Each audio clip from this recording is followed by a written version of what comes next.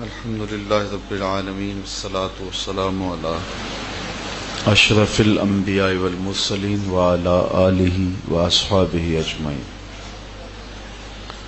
قال النبی صلی اللہ علیہ وسلم نعمتان مغبون فیہما کثیر من الناس الصحۃ والفراغ، او کما قال النبی صلی اللہ علیہ وسلم۔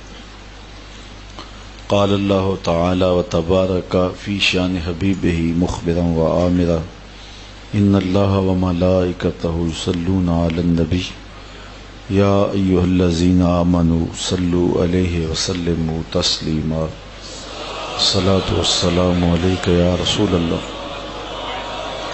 وعلی آلک واصحابک یا محبوب رب العالمین۔ تمام حمد و ثنا، تعریف و توصیف اللہ جل مجدہ الکریم کی ذات بابرکات کے لیے، جو خالق کائنات بھی ہے اور مالک شش جہات بھی۔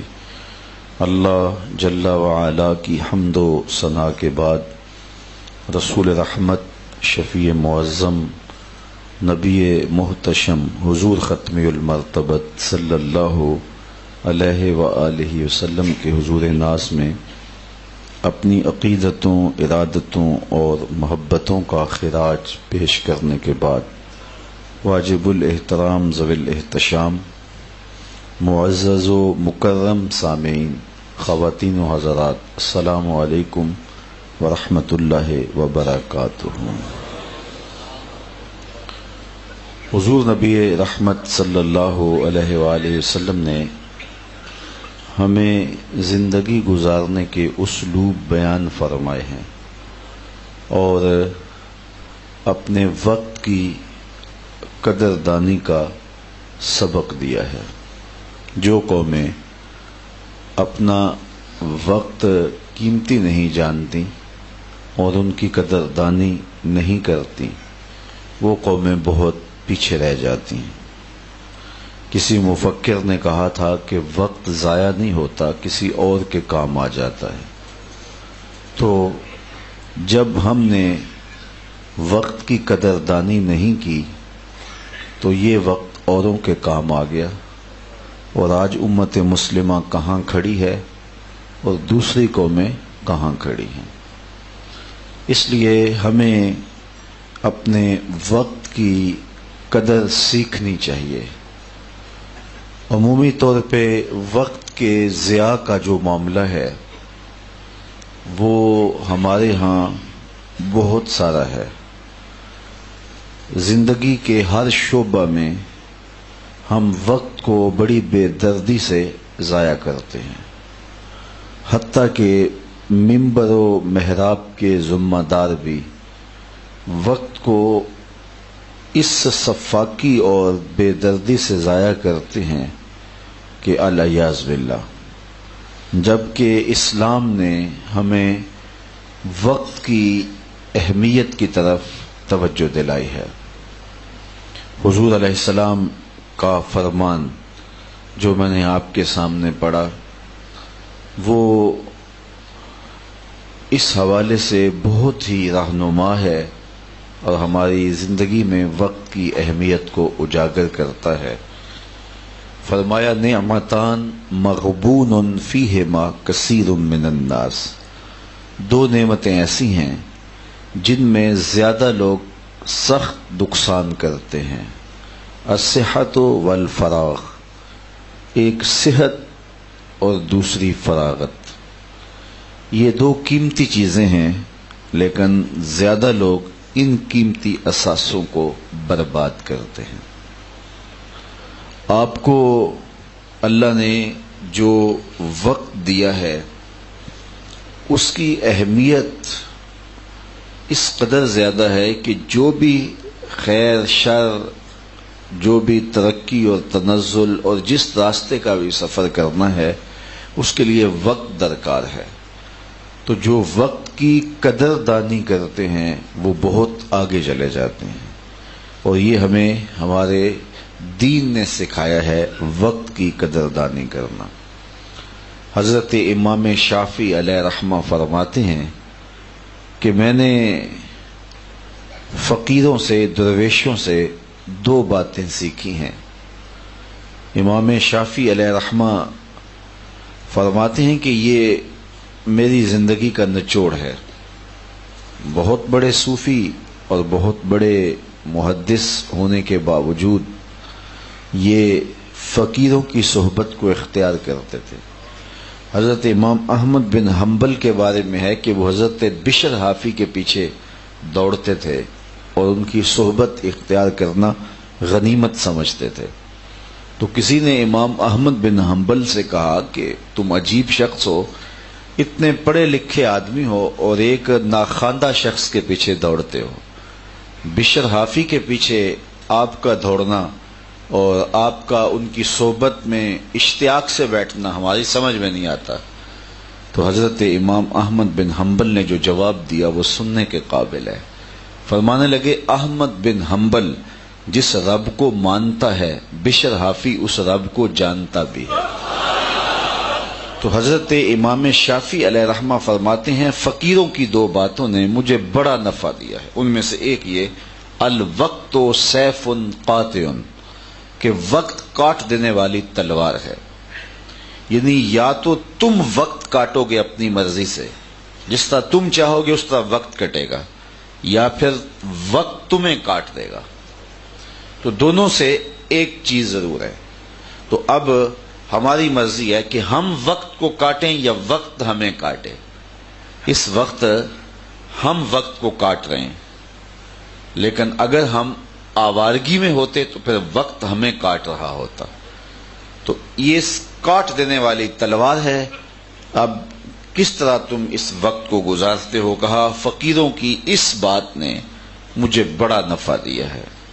اور دوسری بات فرماتے ہیں فقیروں کی دوسری بات نے جو مجھے نفع دیا وہ یہ ہے کہ نفس کو حق پر لگا دو، نہیں تو نفس تمہیں باطل پر لگا دے گا۔ تم اپنے آپ کو کھینچ کے حق کے راستے پہ لے جاؤ، اور اگر تم ایسا نہیں کر پاؤ گے پھر نفس تمہیں برائی کے راستے پہ لے جائے گا۔ تو کہتے ہیں کہ اس بات نے مجھے اتنا نفع دیا کہ میں نے نفس کو موقع ہی نہیں دیا، اور اپنے آپ کو دینی کاموں میں اتنا مصروف رکھا کہ نفس کو موقع نہیں ملا کہ مجھے دوسرے امور کے اندر جو ہے وہ منہمک کرے۔ آج آپ یہاں آئے ہیں تو وقت آپ کا کٹ نہیں رہا، آپ وقت کاٹ رہے ہیں، اور آپ نے اپنے آپ کو ایک اچھے کام پہ لگایا ہے۔ لیکن اگر آپ یہاں نہ آتے اور کسی اور جگہ پہ چلے جاتے تو نفس آپ کو کسی اور جگہ پہ لے جاتا، تو آپ نے اپنے آپ کو یہاں مصروف کیا تو اب نفس آپ کو کسی اور کام پہ نہیں لگا سکا۔ تو کہتے ہیں ان دو باتوں نے مجھے بڑا نفع دیا کہ نفس کو نیکی کے کاموں میں مصروف کر دو، اپنے آپ کو نیکی کے کاموں میں مصروف کر دو، ورنہ نفس تمہیں برائی کے کاموں میں لگا دے گا۔ اللہ اکبر۔ تو وقت کی قدر، وقت کی اہمیت، اس بات سے اندازہ کیجئے کہ شریعت بیضاء نے ہمیں وقت کے حوالے سے کس قدر حساسیت کا درس دیا ہے کہ ظہر کی نماز زیادہ اہم ہے یا جمعۃ المبارک کی نماز زیادہ اہم ہے؟ تو آپ سب کا جواب یہی ہوگا نا کہ جمعۃ المبارک کی نماز زیادہ اہم ہے۔ لیکن ظہر کی فرض رکھتے کتنی ہیں؟ 4، اور جمعۃ المبارک کی 2، جبکہ جمعۃ المبارک کی بھی 4 ہوتی یا ظہر کی 2 ہوتی۔ زیادہ اہم تو جمعۃ المبارک ہے، لیکن جمعۃ المبارک میں خطبہ ساتھ شامل ہو گیا تھا، 2 رکعتیں کم کر دی گئی تاکہ لوگوں کا زیادہ وقت نہ لگے۔ حضرت جابر بن سامورہ رضی اللہ تعالی عنہ فرماتے ہیں کنت اصلی مع النبی صلی اللہ علیہ وسلم فکانت صلاتہ قصدا و خطبتہ قصدا، میں حضور علیہ السلام کے پیچھے نماز پڑھتا تھا تو حضور کا خطبہ بھی زیادہ لمبا نہیں ہوتا تھا اور حضور کی نماز بھی زیادہ لمبی نہیں ہوتی تھی۔ اتنا طویل خطبہ کہ لوگ بار بار گھڑیوں کو دیکھیں اور خطیب کا علم ہی ختم ہونے پہ نہ آئے، بچپن سے لے کر بڑھاپے تک اس نے جو پڑھا ہے اس کی ذمہ داری ہوتی ہے کہ آج سب لوگوں کو سنا کے جانا ہے، ایک نشست میں سارا دین دینا ہے۔ یہ تقاضا نہیں ہے حکمت کا، دانائی کا تقاضا نہیں ہے۔ نماز جمعہ کے اندر 2 رکعتیں کم کر دی گئیں کہ خطبہ ڈالا گیا، اور حضور جب نماز پڑھاتے تو خواتین بھی چونکہ اس زمانے میں مسجدوں میں آتی تو ساتھ بچے بھی آتے تو وہ پیچھے ان کو بٹھا کر کے نماز میں شامل ہو جاتی، تو بعض اوقات بچے رونے لگتے تو ماؤں کا دل بے چین ہوتا، حضور نماز کی قرات مختصر کر دیتے۔ اور ہم اپنے رویے، اپنے انداز دیکھیں، ہمارے جلسے دیکھیں، ہماری تقریبات دیکھیں، ساری رات پہ پھیلی ہوئی محافلیں نعت دیکھیں، اور ہمارے دیگر انداز دیکھیں کہ ہم نے کس طرح سے جو ہے وہ دین کی حکمت سے ناآشنائی کا مظاہرہ کیا ہے۔ ہم حکمت دین سے ہی آگاہ نہیں ہیں۔ جب اجتماعی معاملہ ہو تو اس وقت کم سے کم لوگوں کا وقت لیا جائے، اور حضور علیہ السلام نماز جتنی اہم عبادت، بہت لمبی نماز نہیں پڑھاتے تھے، لیکن جب تنہا نماز پڑھتے پھر حالت یہ ہوتی کہ رب بھی فرماتا ہے اے چادر اوڑھنے والے ساری رات جاگا نہ کر، کچھ سو بھی لیا کر۔ تو اکیلے پڑھتے ہیں تو حضور نماز طویل ترین پڑھتے ہیں، لیکن جب لوگ شامل ہیں تو ان کا خیال نماز میں بھی رکھا جا رہا ہے۔ خطبہ جو ہے شامل کر دیا گیا تو 2 رکعتیں کم کر دی گئیں تاکہ لوگوں کا زیادہ وقت نہ لگے۔ تو یہ شریعت اسلامیہ کا مزاج ہے۔ حضور علیہ السلام نے ارشاد فرمایا کہ کوئی اویس بن عامر کو ملے اور اسے میرا سلام دے اور اسے کہے کہ میری امت کی بخشش کی دعا کرے۔ حضرت اویس کرنی کو ملنے کے لیے حضرت عمر اور حضرت علی رضی اللہ تعالی عنہما گئے اور جا کے ان کو ڈھونڈا، واقع وہ ملے، حضور کا سلام دیا تو اویس کرنی کی آنکھیں آنسوں سے بھر گئیں، پھوٹ پھوٹ کے روئے اور بار بار پوچھتے تھے حضور کے لبوں پہ کیسے آیا تھا اویس کو میرا سلام دینا؟ اللہ اکبر، کیسے حضور نے کہا تھا اویس کو میرا سلام دینا؟ جب یہ تڑپتے امٹتے جذبات دیکھے تو انہوں نے کہا کہ آپ اتنا شوق رکھتے ہیں تو پھر حضور کو ملنے کیوں نہیں آئے؟ تو حضرت اویس کرنی نے بات کے رخ کو موڑا، کہا تم نے میرے حضور کو دیکھا ہے؟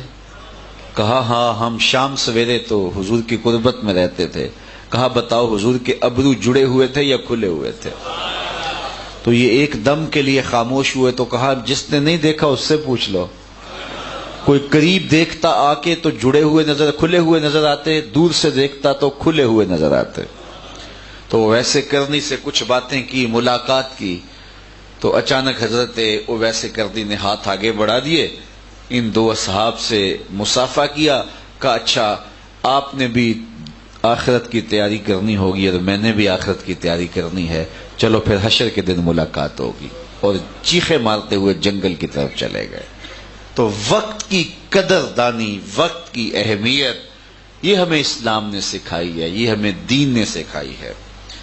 تو بہت تھوڑا وقت ہے یہ زندگی کا جو ہمیں دیا گیا ہے، اس کو اچھے منظم طریقے سے گزار دینا چاہیے اور زندگی کی ایک ایک ساعت کو بامقصد بنانا چاہیے۔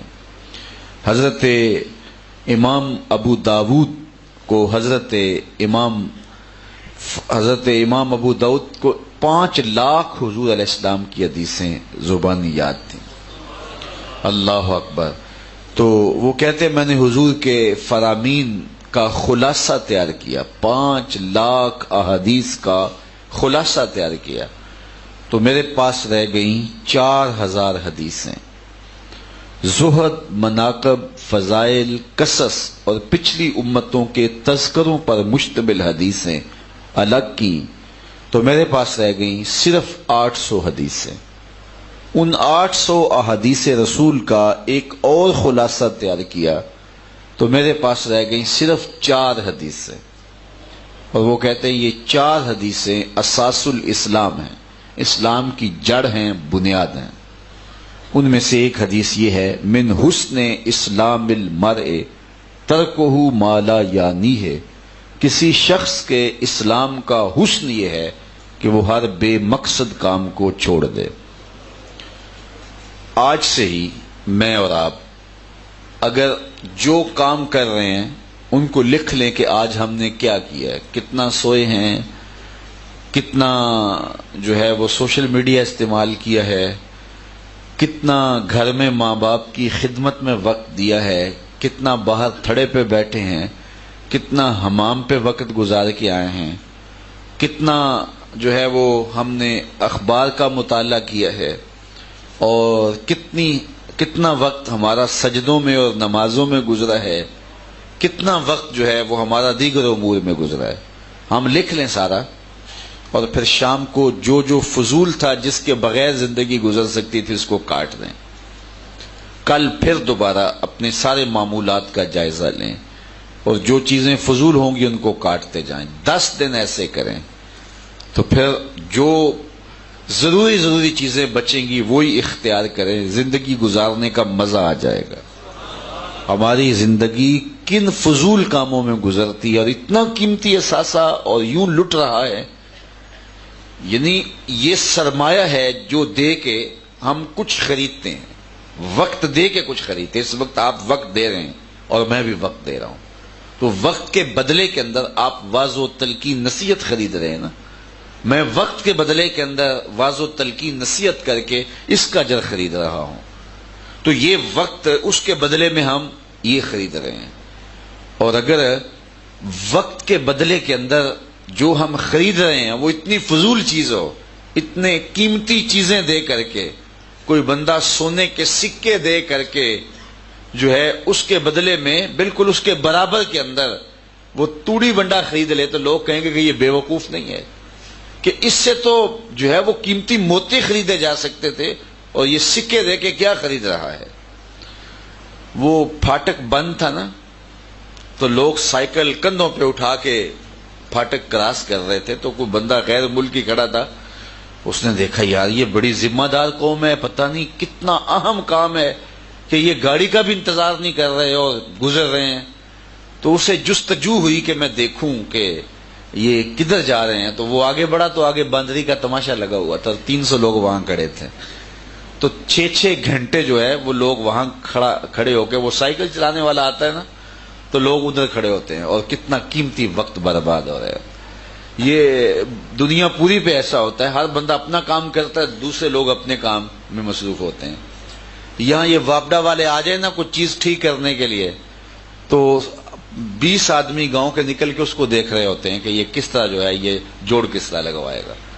تو یہ اتنا وقت ہے ہمارے پاس، اور فضول وقت ہمارا برباد ہو رہا ہے، اور اس کے بدلے میں دوسری قوموں کے یہ وقت کام آ رہا ہے۔ میں نے ایک مفکر کا پڑھا ہے کہ وہ ایک ہی رنگ کا لباس پہنتا تھا روز، تو لوگوں نے سمجھا شاید اس بیچارے کے پاس ایک ہی لباس ہے، تو کوئی اس کے گھر گیا تو اس نے اپنی الماری کھولی تو اسی رنگ کے کئی لباس لٹکے ہوئے تھے، تو اس نے کہا یہ کیا؟ اس نے کہا کہ روز چونکہ مصروف آدمی ہوں تو روز یہ انتخاب کرنا کہ کون سا لباس پہنوں، تو اس پہ بھی وقت لگتا ہے، تو میں نے ایک طرح کے رکھے ہوئے ہیں کہ نکالا اور پہن لیا اور چل پڑا۔ شادی پہ بھی یہی، مرگ پہ بھی یہی، دفتر میں بھی یہی، اور باقی امور میں بھی یہی۔ تو اگر مختلف رنگوں کے ہوں گے تو روز انتخاب کرنے کے لیے 5-10 منٹ سوچنا پڑے گا نا، تو یہ سوچ جو اس پہ لگانی ہے کہ میں نے لباس کون سا تبدیل کرنا ہے، تو وہ سوچ کسی اور اچھے کام پہ صرف کرو۔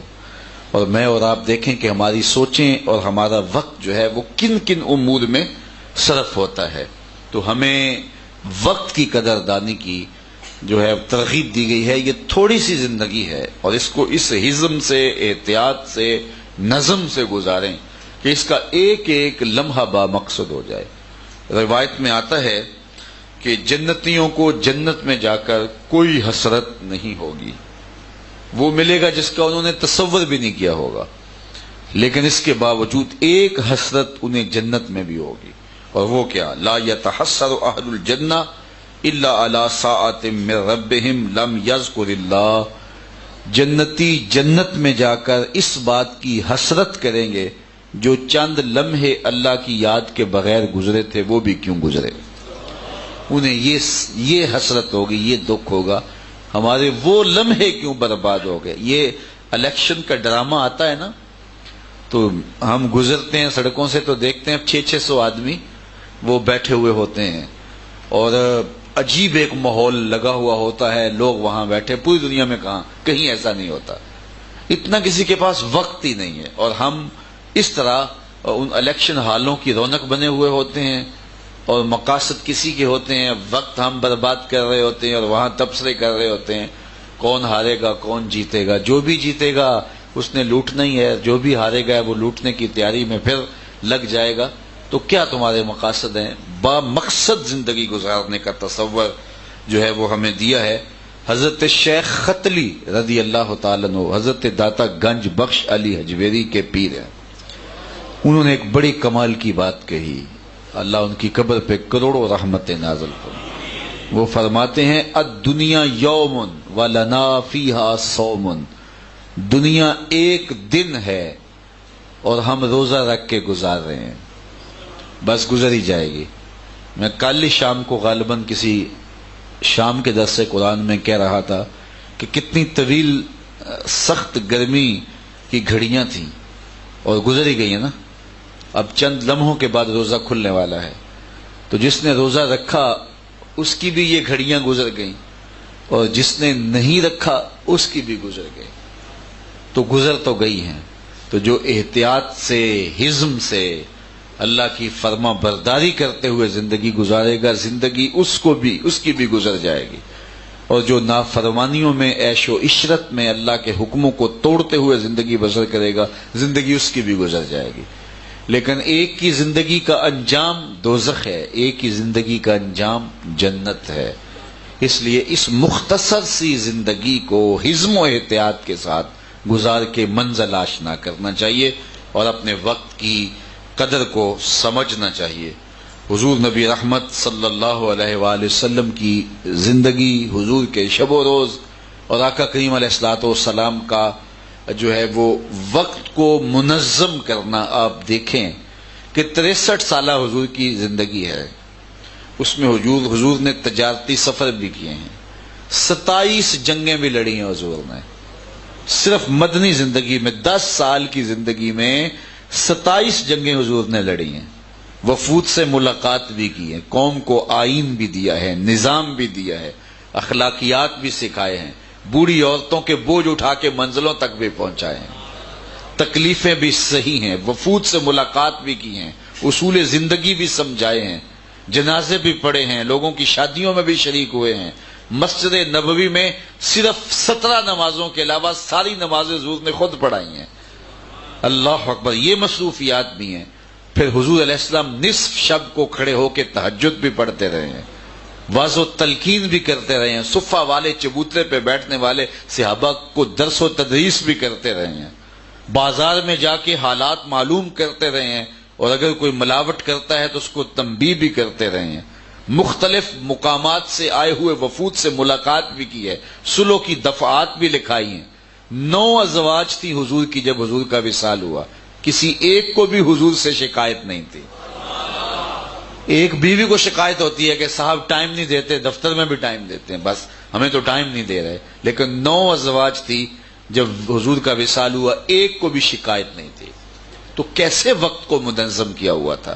تو اگر ہم بھی اپنی زندگی سے فضولیات کو نکال دیں، بے مقصد چیزوں کو نکال دیں، تو ہمارا وقت با مقصد بن جائے گا. اور با مقصد وقت کی جو ہے وہ قدر و قیمت اس دور میں تو سب سے زیادہ جس چیز پہ تحقیق ہو رہی ہے وہ ٹائم مینجمنٹ ہے.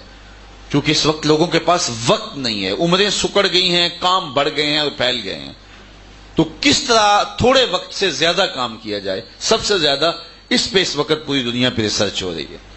تو ہم اپنے وقت کو تیزی سے برباد کر رہے ہیں، جبکہ ہمارے آقا و مولا نے ہمیں رہنما اصول دے کر کے وقت کی بچت اور وقت کی اہمیت اجاگر کی ہے.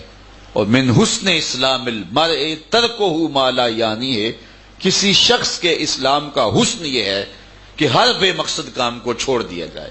جب یہ کریں گے تو وقت اچھے طریقے سے ہم استعمال کر سکیں گے. اور میں نے اس کی مثال آپ کے سامنے دی کہ یعنی خالص عبادات کے اندر بھی ہمیں وقت کا لحاظ رکھنے کی تلقین کی گئی، اور جمعۃ المبارک میں خطبہ شامل ہوا تو 2 رکعتیں کم کر دی گئیں۔ لیکن ہم اپنے وقت کو جس طرح سے استعمال کر رہے ہیں، باقی طبقے تو چلو باقی طبقے رہے، میرے سے کچھ لوگ ناراض بھی ہو جاتے ہیں اور میں حق بات کہنے سے جھجکتا بھی نہیں ہوں، وہ یہ ہے کہ ہمارے مذہبی طبقے بھی وقت کی اہمیت کو نہیں سمجھتے۔ کبھی صبح پھنس جائے نا کل کے ختم میں، تو جو حال مولوی حضرات کرتے ہیں، ٹائم 7 بجے کا دیا ہوا ہے، 7 بجے تلاوت شروع ہو رہی ہے۔ یہاں جب ٹائم دعا کا 7 بجے دیا تو 7 بجے دعا ہو جانی چاہیے، پوری دنیا میں کہیں ایسا نہیں ہوتا، اور تم تو مذہب کے نمائندے ہو تو تم ایسا کیوں کرتے ہو؟ 7 بجے تلاوت شروع ہوئی، اب اس کے بعد جو ہے وہ نعت شریف ہوئی، نعت شریف کے بعد جس طرح میاں صاحب نے کلام ہی ختموں کے لیے لکھا ہے، تو میاں صاحب کا کلام پڑھنا بھی ضروری ہوا، وہ پڑھا گیا۔ تو اس کے بعد ایک خطیب صاحب آ گئے، اب خطیب صاحب اس وقت خطاب کرنے لگے جب لوگ گھڑیوں کو دیکھ رہے تھے، حالانکہ اس وقت خطاب کرنا خطاب تھا، لیکن وہ اس وقت ایک لمبا خطبہ پڑھنے لگے اور کرسی پہ بیٹھ گئے۔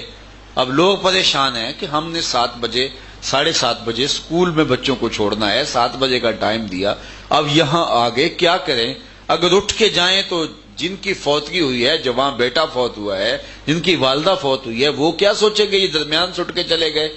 اب یہ حکمت ہی نہیں سمجھ رہے، اور یہ اب خطاب شروع ہو گیا، اور خطاب اتنا لمبا اور بے مقصد، اس میں بات بھی کچھ نہیں ہے، اور وہ خطاب ختم ہوا تو پھر اس کے بعد کہا کہ اب ایسا کرو کہ ایک مرتبہ جو ہے وہ سورہ فاتحہ اور 3 مرتبہ سورہ اخلاص پڑھو اور مل کر دو۔ چلو بندوں نے کہا یہ جان چھوٹ جائے گی، جلدی جلدی پڑھا۔ اب وہ کھڑے ہو گئے اور اتنی لمبی فہرست تھی جس میں لکھا تھا اتنے ختمات قرآن مجید، اتنی مرتبہ اللہم اجرنا من النار، اتنی مرتبہ یہ، اتنی مرتبہ یہ، تو وہ سارا جو ہے وہ پڑھ کے سنانے لگے، جس طرح اللہ تعالیٰ کو بتلانا ضروری ہے کہ اس کو پتہ نہیں کیا کیا پڑھا گیا ہے۔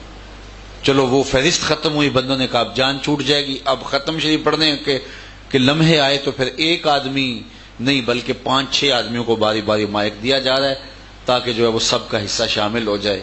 چلو قرآن مجید کی تلاوت ختم ہوئی، لوگوں نے کہا کہ اب دعا ہونے لگی ہے، تو دعا ہونے لگی تھی تو درود تاج شروع ہو گیا۔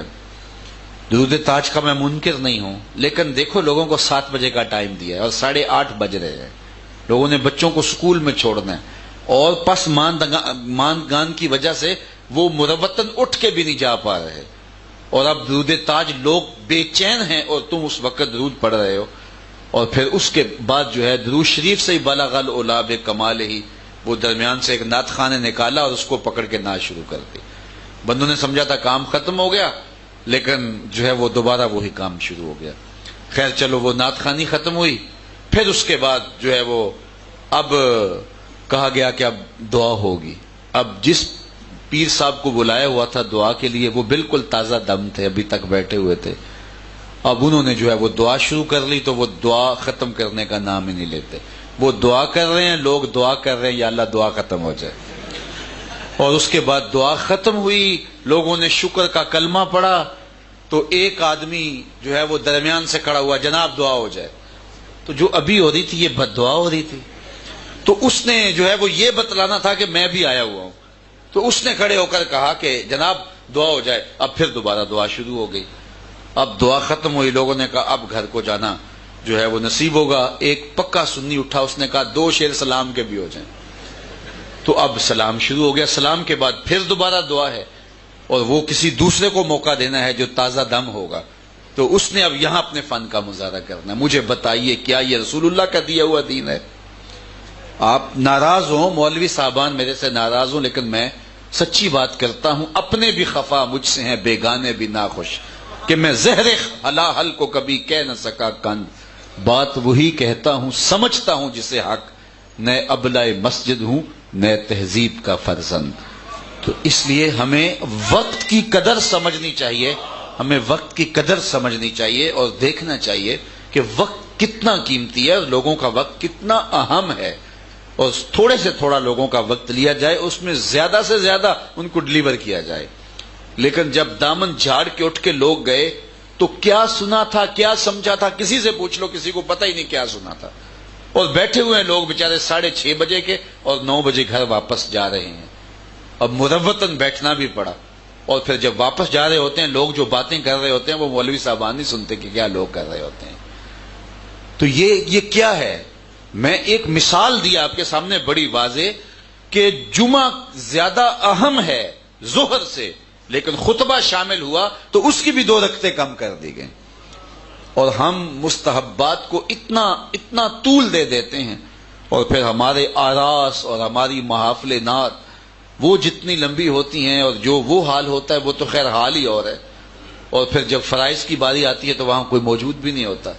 ساری رات جو ہے وہ مصروف رہے اور فجر کی نماز میں جو نمازی معمول کے تھے وہ بھی سکڑ جائیں گے، تو کیا یہ اجر و ثواب کا کام ہوگا؟ تو یہ ساری باتیں سوچنے والی ہیں، اور یہ دین کے نام سے ہو رہا ہے.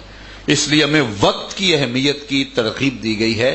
میں گزارش کروں گا کہ میری ان باتوں سے کوئی اور معنی نکالنے کی بجائے، میں ایک جگہ پہ گیا تو یہ شاید میں نے باتیں کہیں پہلے بیان کی ہوئی تھی، تو وہ ایک صاحب مجھے میری طرف منہ کر کے کہنے لگے کہ حضرت اجازت ہے درود تاج پڑھ لیں.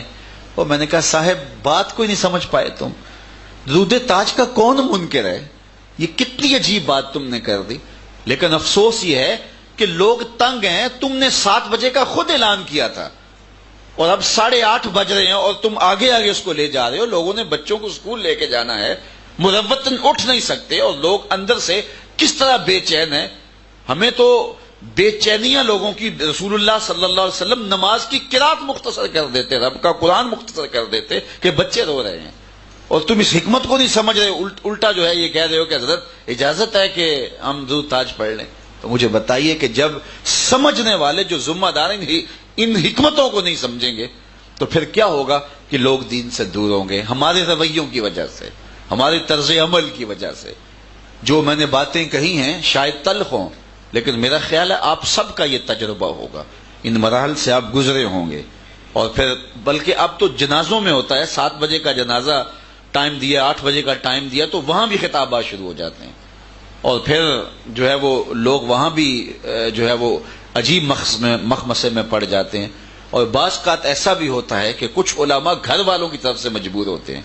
ان کا تقاضا یہ ہوتا ہے کہ جناب آپ نے جو ہے وہ خطاب کرنا یہ، تو ان کو بھی کہہ دینا چاہیے کہ اتنا وقت نہ لو، اگر لینا بھی ہے تو اتنا محدود وقت کے لوگوں کے لیے آسانیاں ہوں. تو یہ ساری چیزیں ہیں جو ہمیں اسلام نے سکھائی ہیں، ہمیں دین نے سکھائی ہیں. تو ہمیں اپنے وقت کی قدر کرنی چاہیے اور اپنے وقت کو سنبھال کے گزارنا چاہیے. پھر وقت کے اندر بہت ساری گنجائش ہوتی ہے. جو ہمارے پاس فارغ وقت ہوتا ہے، فراغت کے جو لمحے ہیں، ان کو غنیمت جانا چاہیے. پرانی بات ہے، پتہ نہیں اللہ نے اس کو اس وقت زندگی کے حال میں رکھا ہے یا وہ شخص انتقال کر گیا ہے. راول پنڈی سے میرا ایک دوست بیٹھا تو گجرانوالا آ کے اترا.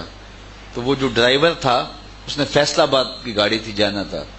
تو اس نے ایک بات نہیں کی وہاں سے راول پنڈی سے، لیکن کچھ زبان سے پڑھتا رہا.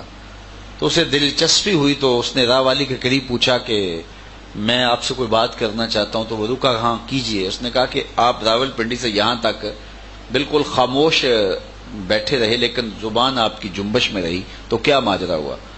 تو اس نے کہا کہ میں قرآن مجید کا حافظ ہوں، راول پنڈی سے چلتا ہوں، فیصل آباد تک 15 پارے پڑھ لیتا ہوں، اور واپسی فیصل آباد سے جب پنڈی جاتا ہوں 15 پارے اس طرح پڑھ لیتا ہوں. تو اللہ کا شکر ہے میں روز کا ایک قرآن ختم کرتا ہوں. تو بتاؤ ایک ڈرائیور جو کام کر رہا ہے اگر وقت کو کام میں لانا چاہے تو روز کا ایک قرآن ختم کر لے گا نہ؟ تو اگر نہیں ہے تو کتنا وقت ہم ضائع کر دیتے ہیں. ہم مسجد میں بیٹھ کے، اعتکاف میں بیٹھ کے بھی گپیں لگا رہے ہوتے ہیں. کتنا قیمتی، گھر چھوڑا، ماں باپ چھوڑے، جو ہے وہ کاروبار چھوڑا اور اعتکاف میں آ کے بیٹھے. اور اعتکاف میں بھی ہم جو ہے وہ ایک زمانے میں ان دنوں کے اندر کوئی میچ تھا تو کوئی معتکفین بیٹھے ہوئے تھے تو وہ آنے والوں کو پوچھتے تھے ہاں کتنے چھکے لگے اور کتنے اوور ہو گئے اور کتنے آؤٹ ہوئے ہیں. تو وہ وہاں بھی یہ دلچسپیاں رکھتے ہیں. تو ہمیں ان قیمتی وقت کا احساس نہیں ہے، جس کے نتیجے کے اندر آج ہم من حیث القوم دنیا سے بہت پیچھے رہ گئے. الحمدللہ ادارۃ المصطفیٰ نے شعوراً اس کی کوشش کی ہے. ہمارے اجتماعات آپ دیکھ لیں، مرکزی اجتماع ہمارا بھی 3-4 گھنٹے سے زیادہ نہیں ہوتا جو سالانہ مرکزی اجتماع ہوتا ہے. اور دوسرے قرآن یہاں فجر کے بعد ہوں یا عصر کے بعد ہوں یا عشاء کے بعد ہو.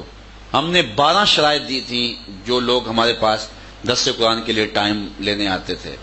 ایک یہ ہے کہ ہمارے نام کا نعرہ نہیں ہوگا, لوگ کھڑے ہو کے استقبال نہیں کریں گے. اس کلچر کو بدلنا چاہیے, تبدیل کرنا چاہیے. اور پہلے تو ہم نے 1 سال جو ہے وہ کھانا بھی اپنے ساتھ ہی باندھا تھا کہ کہیں سے کھانا بھی نہیں کھائیں گے. تو اس طرح پھر لوگوں نے کہا نہیں یہ تو شرمندگی ہے ہمارے لیے کہ آپ کھانا بھی ساتھ لے کر آئیں. تو اس طرح ہم نے جو ہے وہ نظم دیا تھا, 12 شرائط دی تھی. اور وقت پہ شروع ہوگا. عشاء کے بعد اگر پروگرام ہے تو پھر وہ 2 گھنٹے کے اندر اختتام پذیر ہوگا, ورنہ عشاء کے بعد پابندی رہی کافی عرصہ. لیکن پھر مجبوریوں کے تحت کچھ لوگ اتنا جو ہے وہ مجبور کر دیتے ہیں, جانا بھی پڑتا ہے. اور بعض جگہ ایسی محفل میں ہم پھنس بھی جاتے ہیں کہ جہاں وقت بڑا ضائع بھی ہوتا ہے لیکن کہہ بھی دیتے ہیں. لیکن عمومی طور پہ ہمارے جو تنظیمی پروگرام ہوتے ہیں سارے ٹوٹل کے ٹوٹل یا فجر کے بعد ہوں گے تو پھر بھی وہ 1-1.5 گھنٹے کے اندر ختم. اسی طرح عصر کے بعد ہوں گے یا مغرب کے بعد ہوں گے یا دن کو بھی ہوں گے تو مخصوص وقت ہوتا ہے. اور الحمدللہ پوری دنیا کے اندر ہم جہاں بھی جاتے ہیں ہزاروں کی تعداد میں لوگ جمع ہوتے ہیں.